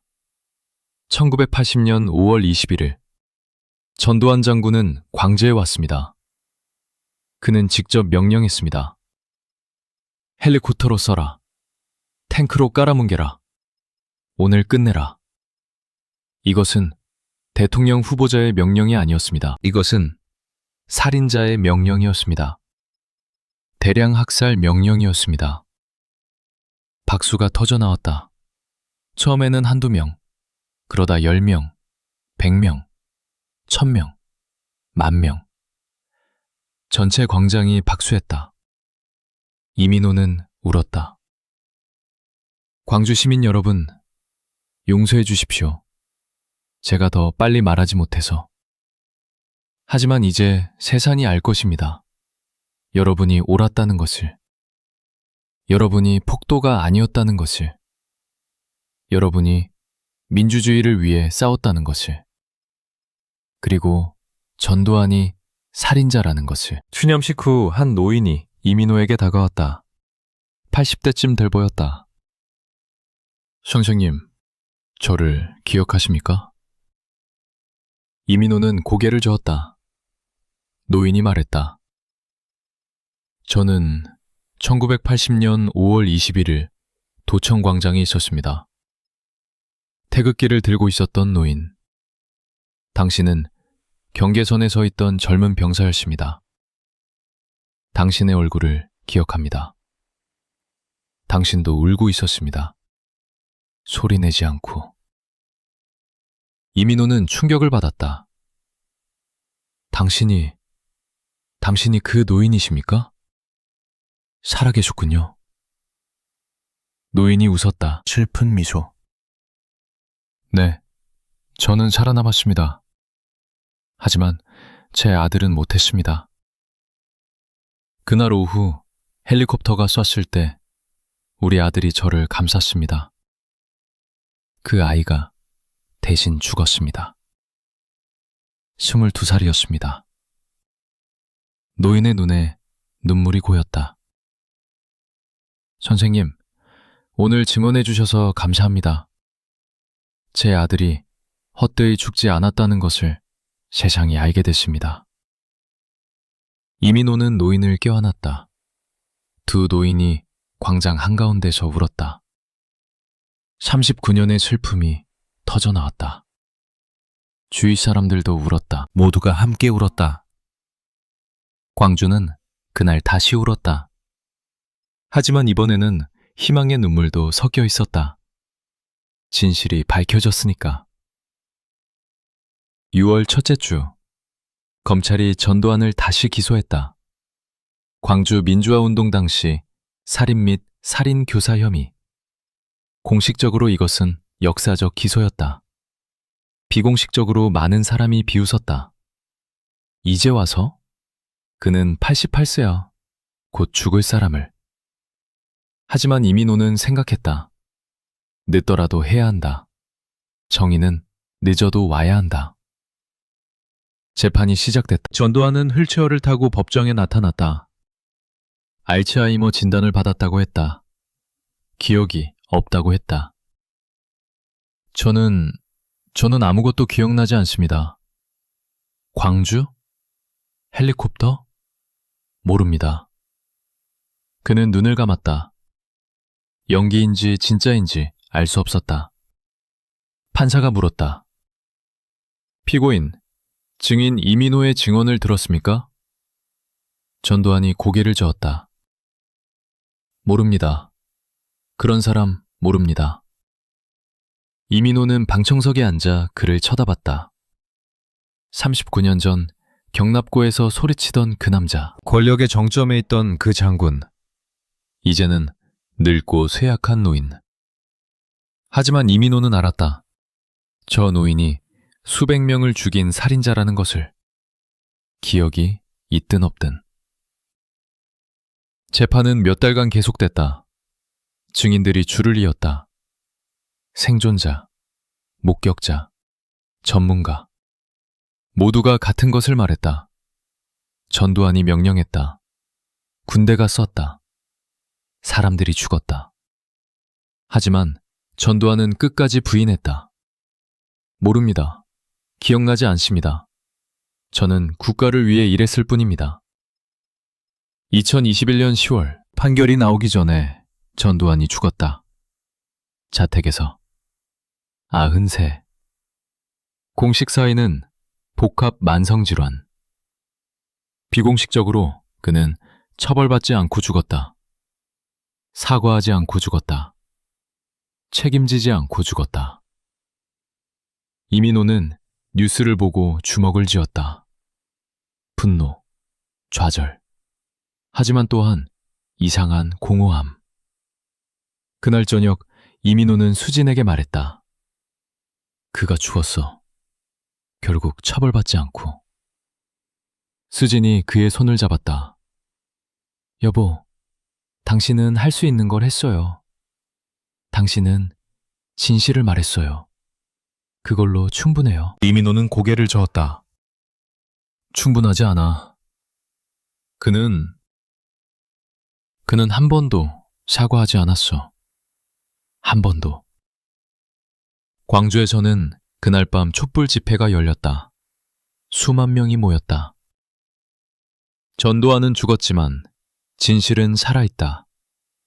광주는 잊지 않는다. 정의는 계속된다. 이민호는 텔레비전으로 집회를 봤다. 젊은이들이 촛불을 들고 있었다. 20대, 30대. 광주를 경험하지 못한 세대. 하지만 그들은 기억하고 있었다. 진실을 알고 있었다. 그리고 요구하고 있었다. 정의를. 2022년 이민호는 65세가 됐다. 그는 광주 5.18 기념재단에서 일하기 시작했다. 자원봉사로. 그의 임무는 증언 기록 보전, 생존자들의 이야기를 수집하고 정리하는 것. 후세가 알아야 합니다. 그가 말했다. 다시는 이런 일이 일어나선 안 됩니다. 어느 날 한 고등학생이 재단을 방문했다. 역사 프로젝트 때문에. 그녀는 이민호를 인터뷰했다. 할아버지, 왜 39년이나 걸렸어요? 왜 더 빨리 말하지 않으셨어요? 직접적인 질문. 이민호는 잠시 침묵했다. 그리고 솔직하게 대답했다. 두려웠어. 죽을까봐. 가족이 위험에 처할까봐. 그래서 비겁하게 침묵했지.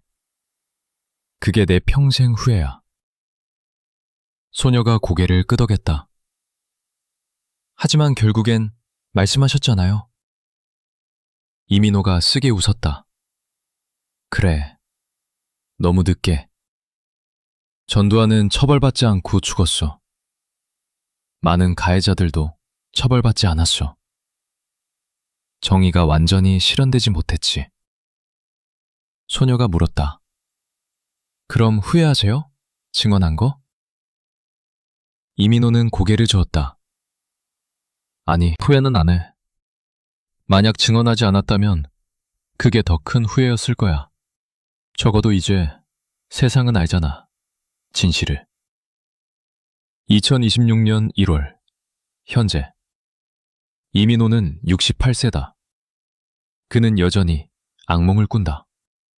덜 자주, 하지만 여전히. 헬리콥터, 총소리, 피. 하지만 이제 악몽에서 깰 때 다른 것도 군다. 광장의 촛불, 박수치는 사람들, 그리고 김미숙의 묘비 앞에 놓인 학생증. 그는 빚을 갚았다. 완전히는 아니지만 부분적으로. 어느 추운 아침 이민호는 망월동 묘역을 다시 찾았다. 혼자. 그는 여러 묘비 앞에 섰다. 김미숙. 이름 없는 16번 묘역. 22살에 죽은 노인의 아들. 그는 각 묘비 앞에서 절했다. 미안합니다. 제가 더 빨리 말하지 못해서. 하지만 이제 세상이 압니다. 여러분이 옳았다는 것을. 눈이 내리기 시작했다. 하얀 눈이 묘비를 덮었다. 이민호는 하늘을 올려다봤다. 그는 생각했다. 그들은 지금 어디 있을까? 천국에 있을까? 평화를 찾았을까? 아니면 여전히 정의를 기다리고 있을까? 그는 몰랐다. 그는 단지 희망했다. 그들이 평화롭기를. 묘역을 나오며 이민호는 입구에 큰 비석을 봤다. 5월 정신은 영원하다. 그는 멈춰섰다. 5월 정신, 민주주의, 정의, 인권. 그것은 정말 영원할까? 아니면 다시 잊힐 걸까? 젊은 세대가 기억할까? 아니면 역사책 속 한 페이지가 될까? 그는 몰랐다. 하지만 그는 계속할 것이다. 증언하고, 기록하고, 기억시키고, 죽는 날까지. 왜냐하면 누군가는 해야 하니까. 누군가는 기억해야 하니까. 그리고 그가 그 누군가이니까. 이민호는 묘역 입구에서 마지막으로 뒤돌아봤다. 500개의 묘비가 눈 속에 조용히 서 있었다. 그는 속으로 물었다. 진짜 사망자 수는 얼마였을까? 2,000명? 3,000명? 아직도 찾지 못한 시신은 얼마나 될까? 비밀 매장지는 정말 존재할까? 미국은 정확히 얼마나 알고 있었을까? 그들의 문서는 언제 공개될까? 전두환 외에 누가 처벌받아야 할까? 명령체계의 다른 사람들은? 그들은 지금 어디서 무엇을 하고 있을까? 질문들은 끝이 없었다. 대답은 아직 완전하지 않았다. 진실은 부분적으로만 밝혀졌다. 정의는 불완전하게만 실현됐다. 하지만 이민호는 알았다. 완벽하지 않아도 계속해야 한다는 것을. 모든 답을 얻지 못해도 질문해야 한다는 것을. 그는 묘역문을 나섰다. 눈이 더 세게 내렸다. 하얀 눈이 세상을 덮었다. 그는 걸었다. 천천히. 하지만 멈추지 않고. 왜냐하면 멈추는 순간 그들이 잊히니까. 그리고 잊히는 순간 그들은 다시 죽으니까. 이민우는 계속 걸었다. 눈속을, 진실을 향해. 불완전하지만 필요한 진실을. 그리고 그는 알았다. 자신이 죽은 후에도 누군가 이 길을 계속 걸을 것이라는 것을. 왜냐하면 광주는 잊히지 않을 것이니까. 5월은 끝나지 않을 것이니까. 1980년 5월 21일 오전 10시, 경납고에서 들은 그 목소리는 아직도 그의 귀에 울렸다. 헬리콥터를 사용해 응세하라. 하지만 이제 그 목소리는 혼자가 아니었다. 이제 또 다른 목소리들이 함께 울렸다. 생존자들의 목소리, 희생자들의 목소리, 그리고 진실을 요구하는 모든 이들의 목소리. 그 목소리들이 함께 외쳤다. 우리는 잊지 않는다. 우리는 포기하지 않는다. 광주는 끝나지 않았다.